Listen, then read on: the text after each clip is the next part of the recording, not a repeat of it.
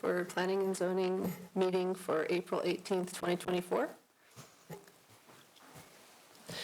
Can I get a motion to approve the agenda? I'll make a motion to approve the agenda. Second. Okay, all in favor say aye. Aye. Okay, motion to approve agenda moves forward. Can I get a motion to approve the minutes from March 28th?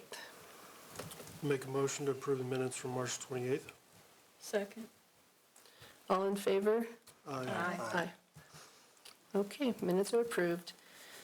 So, it says here that there's a presentation next? No presentation. Okay, okay. All right, so we have the old business items. Looks like there's an update from the commission workshop. Yeah, so Coming up. April 9th, I think Tom, yourself, Oh, right. Madam Chair, and David attended the City Commission workshop on signs and the land use, removing animals. And we had kind of a small window that we shared that workshop with like a budget. So the first half hour, which we kind of went into a little more than that. But I'm happy to get your feedback, but I felt that it was very productive. We are set to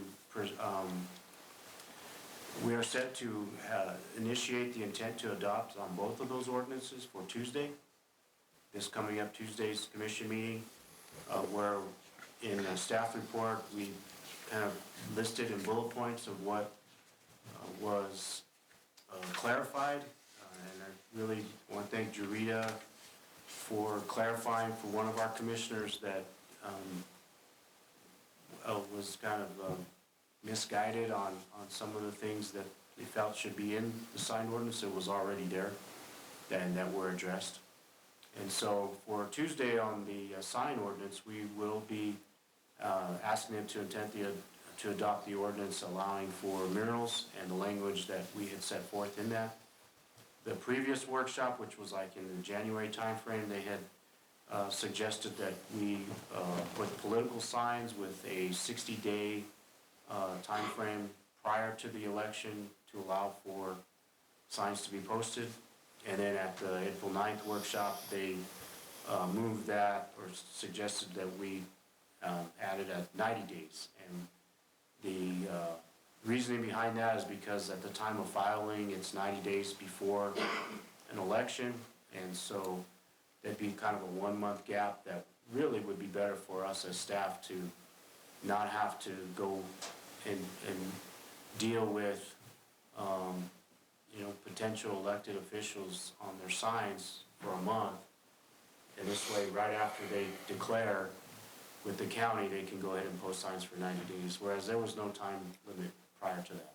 So those will be offered. We will also have that table that you all worked on, and I think that was probably the biggest benefit to the changing the signs is having that table that eliminated several pages and made kind of that confusing aspect of the signs less confusing. And so, and then on the animals, within Chapter 26, land use has been completely removed, and it was amongst ourselves as staff and Tina Roper, who's the animal control director, to really have all things animals in the animal control ordinance, and so we did that. We'll be asking them to adopt that. And in addition to that, in the land use, the agriculture residential district that Jurita actually came up with and proposed was accepted in the workshop. We didn't have really any negative feedback on that. They really felt that that was something like you all, we discussed with you all prior. And your recommendation, Tom, on the 200 feet width of the property, I think is going to stand. And so that's also going to be a part of that intent to adopt as well. So the only thing that we have on signs is that was brought up was billboards. It's, one of the city commissioners said that we probably should be more flexible on all kinds of different signs, and billboards was brought up.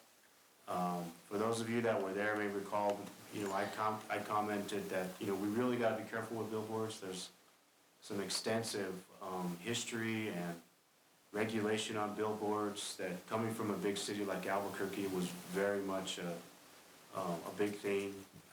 I remember, this is over 20 years ago, but Glendale, Arizona, was kind of the billboard capital where it was just out of hand. And so there used to be a very strong lobby for billboards.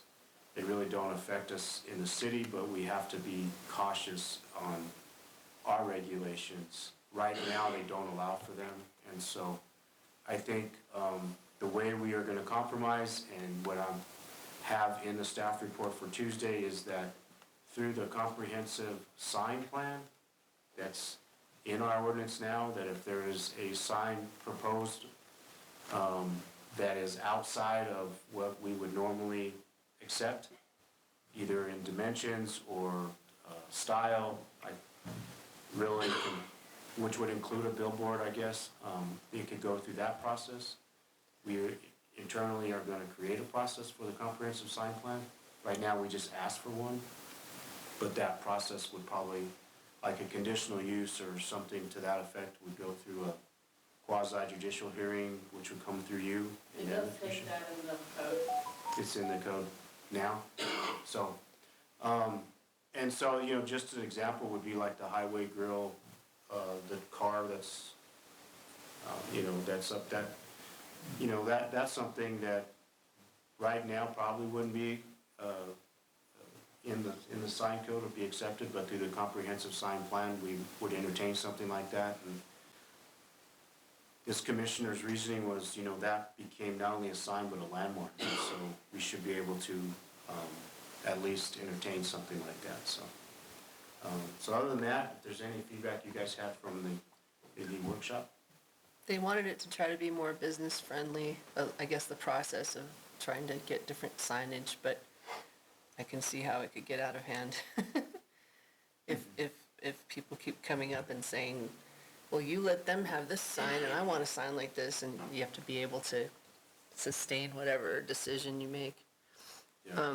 And then the other thing he brought up is, or one of the commissioners brought up the addresses they want to make sure everybody has an address visible and not obscured or anything, right? That was the other thing, remember that?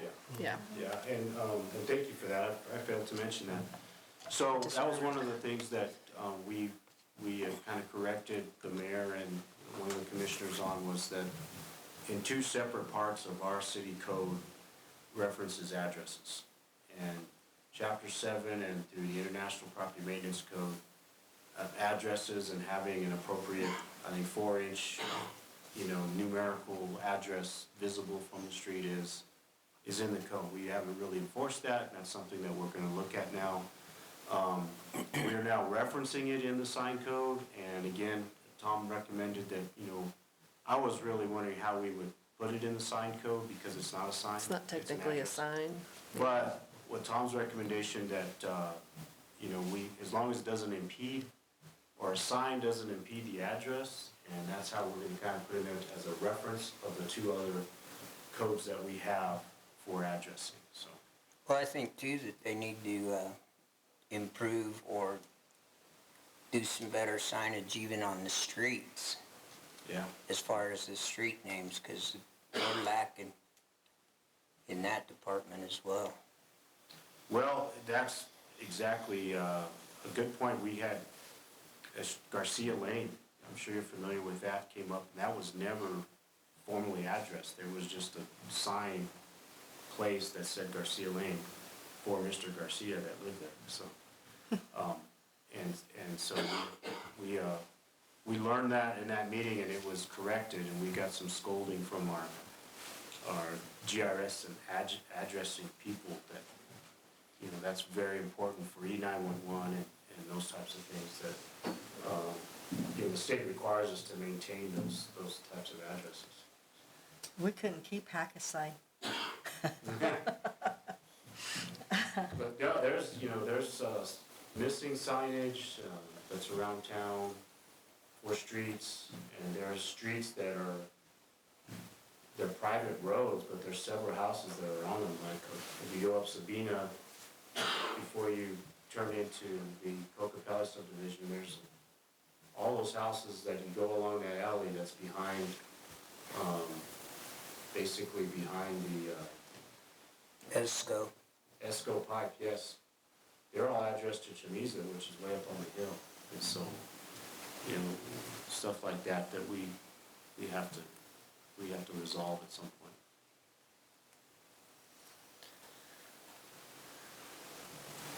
point. Okay, so any other thoughts about the signs?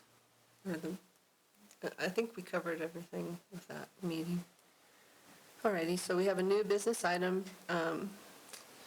It's ZC 2401 zone change request from A1 to R1.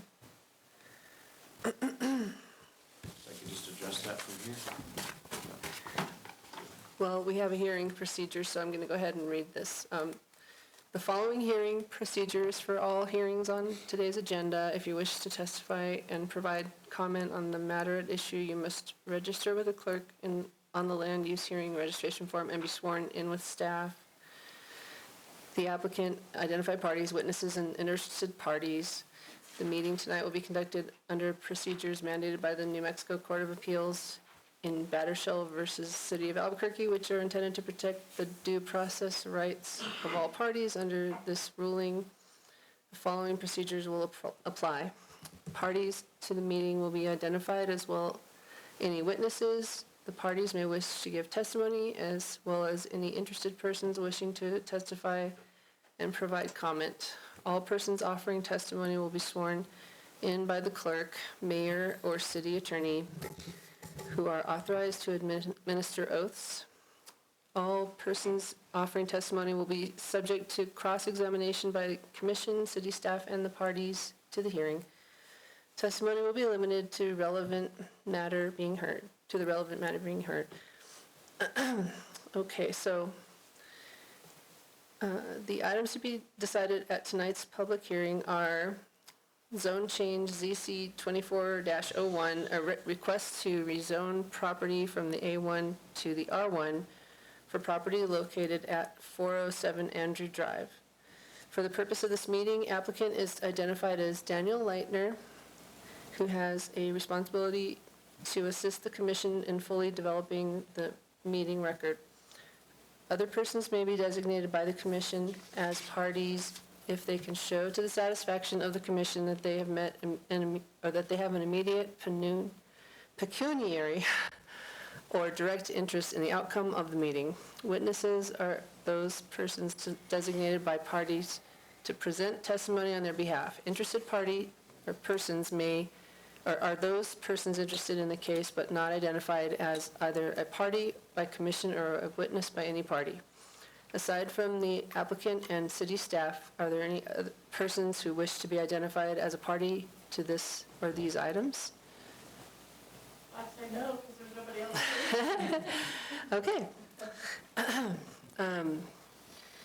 So I'm moving into the land use hearing part of the meeting here. Is there a challenge to the jurisdiction of the Planning and Zoning Commissioners to hear any of the hearings on tonight's agenda? Is there a challenge? Okay, if so, please state the challenge at this time. So, are there any challenges? Anybody? Okay. Are there any conflicts of interest or personal biases to be declared by a P&Z Commission member? If so, please state the biases or conflicts at this time. All right.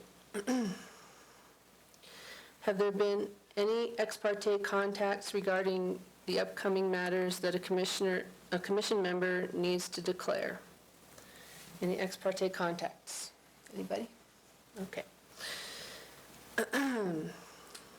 Will staff, the applicants, parties identified by commission, all witnesses, and any interested persons wishing to testify regarding the zone change, do you swear or affirm to tell the truth under penalty of perjury? Yes. Sir? Okay, great. All right. right, staff will summarize the staff report to the extent necessary to enable those present to understand the issues before the P and Z commissioners. So, who's going to be making the presentation, I guess? Okay. Okay, Madam Chair, members of the Planning and Zoning Board, the applicant, as you stated, is present here today. Mr. Daniel Thomas Leitner is asking for a zone change from the Agriculture 1 designation to the residential R1 district, primarily because Mr. Leitner seeks to place a mobile home on the property, and with the Agriculture 1 zone district, the setbacks, and as you all are aware from several meetings and work that we're doing, will not meet those setbacks because that A1 zone 1 requires a minimum of 5 acres, which is also a non-conforming, and the setbacks are based on those 5 acres. Under the R1 district zone designation, Mr. Leitner will be able to meet those setback regulations. It is appropriate with the surrounding area of his property, which is in the Dillon Heights subdivision, consistent with mobile home type of housing, all of which do currently reside in that same type of district. So as you can see, there is kind of a rendering of how it would be placed, and under the R1 district it would be conforming and be able to fit the setbacks. I'll stand for any questions.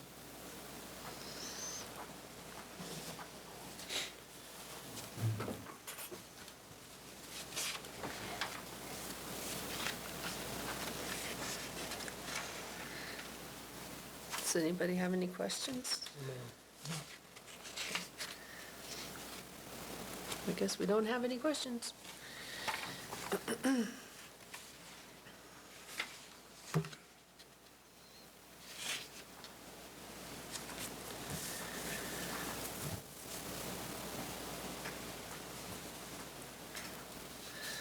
All right, well, what's the next step then? The applicant. Okay, I'm sorry. Mr. Leitner, would you like to speak? Do you have anything? Pretty much covered it. I just want to make sure that I have enough, because the mobile home we're putting on there is, is fairly larger than house. It's a 5-bedroom, so we just need to make sure that it fits, and under the new zoning, it would fit. I see, okay, thank you. All right, so I guess, can I get a motion to approve the zone change application? I move to approve the zone change application. I second. Okay, all in favor, say aye. Aye. Aye. We need a roll call vote, sorry. Okay, roll call vote. All righty, okay. Willan? Yay. Yay. Yay. Yay. Yay. Yay. Yay.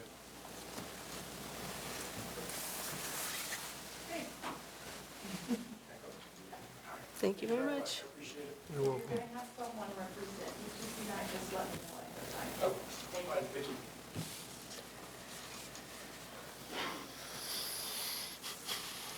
Well, that was pretty simple.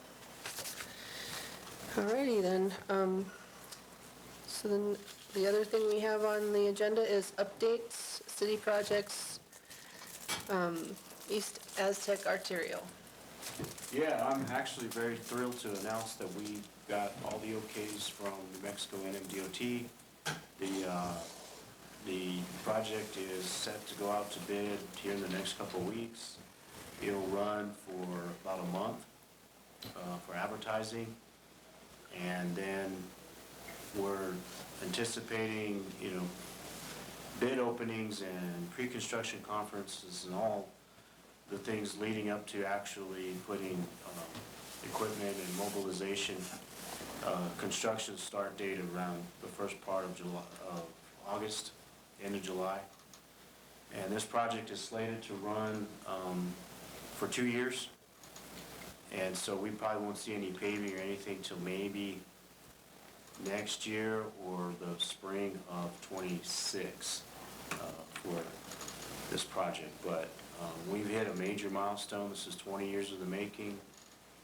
I told you I wouldn't be such a downer today. We finally got some good news. So the next hurdle really is, and what we're all kind of on pins and needles, is the bid amount. Yeah. You know, the budget is 17.8 million, and that's 6 million above what it was last year at this time. What was it again, Andrew? 17.8 million. And last year at this time was around 12 million, and so just within a year it was up to 6 million. The Department of Transportation said they would cover that gap.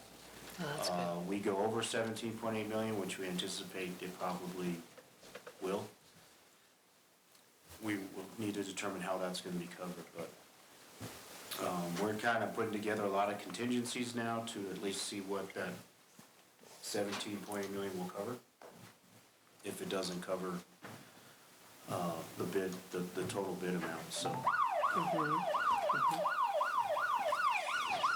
get down. Well, that is good news. I'm glad. Sounded like a lot of pressure had to be put on to get the DOT to move on it, but You that's know, the good. city has expended, a lot of times they don't talk about, you know, this process that we went through, but the city's expended close to $300,000 of its own money for all the engineering services. You know, the time loss is really hard to quantify, or, you know. Yeah, But and then- there's a dollar amount to that. The legal counsel that we obtained, who I had a contact with in former lives of working with government, really, she's the one that really came through for us. She was a former lead counsel for NMDOT. She's gonna stay with us throughout this whole project. That was an additional $60,000 just to retain her services. And they seem to start to pay it off so far. But in some of our preliminary meetings with her, she's already seen how we've gone through some undue hardship, to say the least. How the goalposts kept moving from the DOT side. I've talked about with you all, and I think you're aware that the right-of-way that was required was absurd. 450 feet of, only in China is there a right-of-way that size. And that was a change that happened, so it was having to recalibrate everything at that point. Well, it brought in a high-pressure gas line that cost $500,000 to move or relocate. It brought in an old dump that has to be remediated, that's over $100,000. So, things such as this, and then there's the actually turn lane, I think that was, even Randy brought up at one time, going into that arterial is not sufficient for semi-trucks to be able to decelerate off of 550 and turn onto that road. And we have found in-house that we have plans from the DOT that was supposed to address that, and they haven't. So there's a list, and it's growing, of things that we are going to discuss with NMDOT as to, you know, how they need to help us remedy these issues. So, Good. but yeah, at least we're finally at this point, you know. Good. And Defeats the get our purpose funding if the cut. trucks can't turn. Yeah, it does. Oh, man. Yeah. So all that's next is the roundabout. As you come into town, it sends out all the trucks off towards the arterial and all the families in the Priuses to come down Main Street, but we'll see. Roundabout? I don't think a truck can make a roundabout to be No, big. that's why we want to make them go down the arterial. 'Cause Yeah. you know, we discussed this too, is we still have phase 3. And that's another thing why we brought this legal counsel, is to also initiate phase 3. Once we get this under construction, we're already discussing and seeking over $500,000 to start the design engineering for phase 3, because we won't get the road swapped. That arterial won't become an official 550 bypass until it's a 4-lane all the way to 173, or through 173 to 550 on the north side. And so in that, we're projecting is $30 to $50 million. Because you guys, that we've got our water reservoirs on that side. There's, I think, 2 or 3 different types of high-pressure gas, shallow buried. The terrain is very difficult. It goes down. So, we still have that to do, but nevertheless, we definitely want that to be the truck route. And so, and we, not be the route that we fear is everybody that kind of passes through our town to go to Durango goes on that route, and the trucks continue to go down Main Street, which means we'll have nothing but trucks on Main Street, and everybody that would like for them to come through and stop in our town doesn't. So, but we're finally here. So we're finally at a point where we have new problems to address. Well, our paver's very, very interested in the job. What's that? Our paver is very, very interested in bidding the job. Yeah, I think, Said he has bonding, so. well, and that's why there's that extended, we may even extend it, I think, 6 weeks for the bid, because it's such a big job, and we want to make sure we get companies that have done this before and that can do it and not kill us on mobilization. This is the third of 3 big projects. We have the water reservoir out on 173 that's under construction now. That was over $2 million. One of the bids that came, they were the losing bid, was a company out of Denver it's a big company, but their mobilization was $600,000, which blew them out of the water. And so, McWilliams Road, that's another that we're looking at pre-construction conference and actually starting construction on that within the next 2 weeks. And so that's close to $2 million, $1.6 million. And so that was a local contractor. So, but this is the biggest project the city's ever undertaken, I think. And so it's going to be quite a bit that, and hopefully we get a contractor that, again, has done this before, and then we won't have too many issues getting it done, so. Well, I think something they need to really look at too is getting a qualified project manager that stays on top of this contractor so that we don't get a subpar product. Yeah, that's a good, they're doing that. We in fact, we're hiring that's what's holding up the McWilliams Road, is a separate inspector dedicated to these projects to be out there all the time. In addition to the city's engineer, which is Wilson and Company, who's who basically did the engineering on the city side for this whole project. And then even an additional layer to that is that we are looking to send out an RFP for engineering services on a independent third party to make sure that DOT's engineering and their staff and what they do is being checked. Our city, project engineer, which is Wilson and Company, and this third party would kind of make sure that everybody's, it's like, in some states they call it an owner's rep, which is just to, I think you're familiar with that, where they're not party to anyone but the project, and making sure that it's running smooth. And then again, that legal counsel we have, she's very committed and basically is hired to see this thing through. Because, change orders are inevitable, but on projects like this, they can really set us Ripple back. effect. Yeah. That's what you don't want. It clouds up and they'll send in a change order. Right, yeah. Well, and you've done proctoring out there, the environmentals on these things were done several times because the environmental assessments only last, I think, 6 months, sometimes maybe a year, and then you have to redo them. There was a certain type of cactus that was out there, had to be relocated at one point. Flax. So, God forbid if they start digging and they find some ancient something or another, and it would really, that might hold up the project too. My concern's where they're gonna go through the landfill.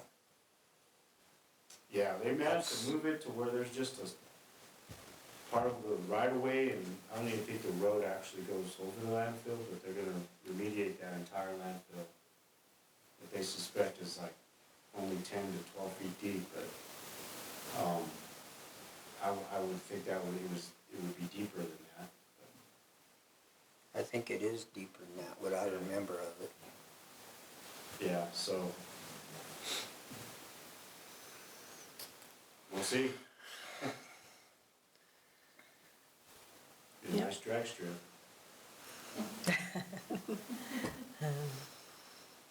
Okay, anybody else have any questions or comments about that? No. Okay. All right, any items from the floor? No. All righty, well, I guess, do I have a motion to adjourn the meeting? Make a motion to adjourn today's meeting? Second. All righty, all in favor? Aye. Aye. Well, that's a That was fast meeting. fast. I think we broke a record. Yeah. That was a good point though, Randy, because if you don't, somebody that? has to oversee all Well, the it different, can be a fiasco if we don't have somebody to watch over it. yeah, I'm sure. Some people. Wobble you to death.